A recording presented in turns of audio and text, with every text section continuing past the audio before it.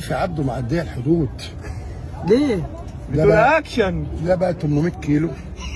هتزعل مني. لا محمد جوزها كان صاحبي، محمد ده راجل محترم جدا. بس هي بتحب الحياه. إيه؟ لا بتجيب يا باشا، جايبه ممثلين مصريين تمسح بكرامته الارض.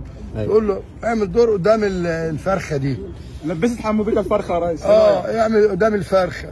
فطبعا بيسأل فرخه ايه؟ دمها خفيف. لا ما انت بعد البتاع هنيجي في المونتاج مش عارف ايه، هنركب هو اي كلام.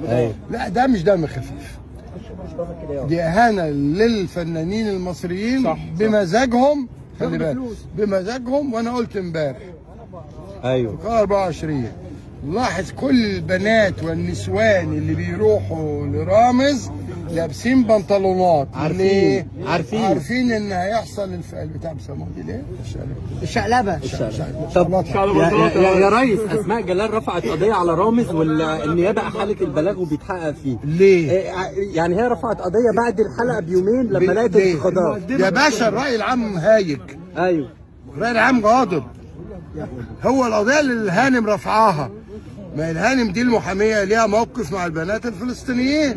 ايوه بنت ايام غزه ما كانت بتنضرب، فبتقول يعني يا ريت لما يجي لنا الحاجات من بره اولوز عشان بنت. ايوه هتلاقي انت ليكي نفس اولوز يا تكنيله انت. ايه ده الهانم دي بقى دلوقتي.